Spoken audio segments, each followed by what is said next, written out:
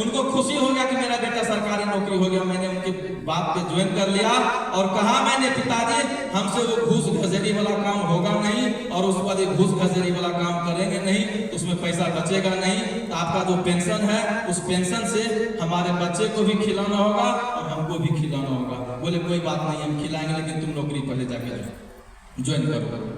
दोस्तों मैंने नौकरी भी ज्वाइन किया, लेकिन कुछ दिन के बाद मैं नौकरी को छोड़ दिया और पिताजी को बोला ये नौकरी चलने वाला हमसे नहीं है, उसको भी छोड़ दिया।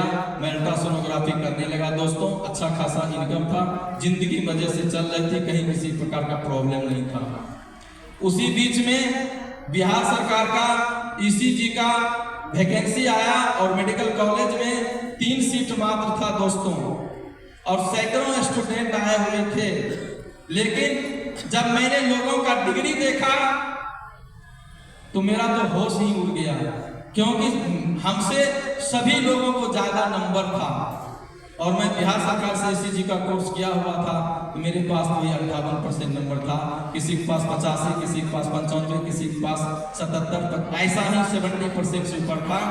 लेकिन एक विश्वास था मेरे अपने नॉलेज पे दोस्तों, मुझे अपने नॉलेज पे विश्वास था कि इंटरव्यू में तो हम मात दे सकते हैं, यदि इंटरव्यू हो गया तो मेरा भी यहाँ पे सिलेक्शन हो जाएगा। और दोस्त ऐसा ही हुआ, सिलेक्शन तो हो गया, रिजल्ट भी आ गया। बाबूजी को हम बता दिए, बाबूजी मेडिकल कॉलेज में मेरा सिलेक्शन हो गया, लेकिन 17,000 ही हमको मिलेगा। बोले बहुत बढ़िया है, तुम्हारे डिपार्टमेंट का चीज है, उसको कर लो। लेकिन मैं अल्ट्रासाउंड में 52,000, 55,000, 45,000, 60,000, 72,000 तक महीना कमाता था। 17,000 से क्या होने वाला था दोस्तों? जो लोग 50,000 रुपया खर्च कर रहा है, उस मेंटेनेंस में चल रहा है, वो 17,000 की नौकरी कभी करने आएगा क्या? करने आएगा क्या? करने आएगा क्या? लेकिन परम पिता परमेश्वर को कुछ और ही मंजूर था। मैंने अपने बाबूजी का बात नहीं काटा और मैंने ज्वाइन कर लिया। ज्वाइन करने के 17 महीनों बाद भगवान का भेजा हुआ दूत सिकंदर सर आए और सेफ शॉप का प्लान दिखा दिए, क्योंकि मुझे सेफ शॉप में डायमंड बनना था। भगवान को वहीं तक रोकना नहीं था, मुझे सेफ शॉप में डायमंड बनाने के लिए भगवान ने सिकंदर सर को एक दूत बना करके भेजा और प्लान दिखाया। लेकिन कहा जाता है भगवान अवसर तो सबको देता है, लेकिन उसको पहचान करके उसको स्वीकारता कितने लोग। मैंने तो उसे नकार दिया, लेकिन मेरी मैडम ने उसे स्वीकार कर लिया।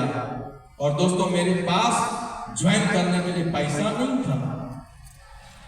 मैडम बताई 17 महीना का पैसा तो मिला जरूर था, लेकिन एक भी पैसा घर में नहीं था। मेरे पास 500 रुपया था और हम बोले अभी महीनों लगने में वक्त है, और इस पैसा से 10 रुपया टेम्पो से हम जाते हैं, हमारा 20 रुपया है।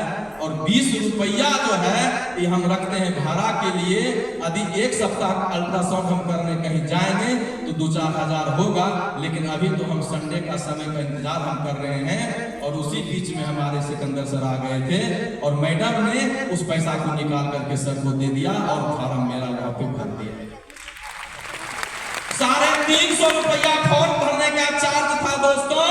और मैंने सर को कहा कि सर 150 रुपया मुझे दे दीजिए।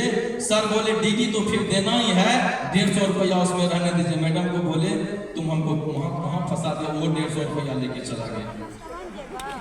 अब हम ड्यूटी कैसे जाएंगे दोस्तों? मैडम बोले मेरे पास कुछ है, आपको दे देंगे 25-50 आने जाने का, लेकिन जो दे दिए सो जाने दीजिए, हो सकता है यहीं से कुछ बड़ा काम होने वाला है। धीरे धीरे ऐसा समय आया, फ्लॉप का कहानी चालू हो गया। सर आते गए, हम भागते गए। सर आते थे मेरे ईसीजी रूम में, हम चले जाते थे एक्सरे रूम में बैठने के लिए। ये कह करके थोड़ा सा सर आ रहे हैं, आप बैठिए। छोटा वाला फॉर्म था, सर देखते थे आधा घंटा 20 मिनट हो गया, भाग कहाँ गया है। सर टेक्निक्स बोलते सुमन जी एगो पेशेंट आ गया, देखिए ईसीजी करने के लिए आपको खोज रहा है। तो बोले सर उसको रुकिएगा, हम आ रहे हैं। तो आदत बोले कहाँ? बोले गया है, कागज बुला के लेकर के आ रहे हैं। तब तक बस वही सेफ शॉप चालू हो जाता था दोस्तों। उसका प्लान, उसका ट्रेनिंग लिस्ट बनाना, ये सब जारी होने लगा। और बोले कि जो कुछ आप डीडी का पैसा था उसको दे देते तो आपके नीचे 3-4 को ज्वाइनिंग होने वाला है, उसको लगवा देंगे तो बेहतर होगा। बोले हमसे पैसा है ही नहीं, देना है तो आप दे दीजिए। बोले ऐसा होता नहीं है। बोला आपका 7700 का तो चेक बना हुआ है। बोला क्या किए? बोले पैसा कहाँ है, उसमें से पैसा कुछ है, लेकिन आप जब पूरा दीजिएगा तभी तो हम 2-4 हजार दे सकते हैं। दोस्त 7882 रुपया का उस समय पैकेज था 2 कोट पैंट का। और जब वो 2 कोट पैंट को लेने के लिए मेरे पास 7800 रुपया नहीं था दोस्तों, लेकिन सिकंदर सर जिनके माध्यम से आए थे और राजू जी, वहां पे राजू पासवान जी गार्ड थे, हमारे ईसीजी रूम के आगे वो बैठते थे और वो हमको बराबर देखते रहते थे। और एक दिन ऐसा हुआ, उन्होंने समय ले लिया मुझसे, सर मैं आपको कुछ देना चाहता हूँ। बोले दे दीजिए, यहाँ बैठे हुए। नहीं यहाँ नहीं दे सकते हैं। तो बोले कहाँ दीजिएगा? हम आपके डेरा पर आएंगे। बोले आप तो हमारे डेरा पर आते ही। तो बोले कि किसी उतना गार्ड के बीच में हम नहीं दे सकते। कहिए कुछ अनमोल रतन है क्या? अरे हम केवाड़ी लगा देते हैं, मेरे पैकेट में दे दीजिए ऐसा कुछ है तो। उन्होंने कहा है, लेकिन हम आपके डेरा पर ही देंगे, यहां तो हम दे नहीं सकते हैं। 2-4 दिन टाले, लेकिन वो बहुत ही आज्ञाकारी आदमी थे। हम उसकी बात को नहीं टाले और वो हमारे डेरा पर सिकंदर सर को लेकर के आ गए। आ तो गए, इस बिजनेस में फंस तो गए। हम उसको बोले, हम टॉस करते थे, पैसा हम रखते थे कि ये काम हमसे होगा कि नहीं होगा, अकेले में टॉस करते थे।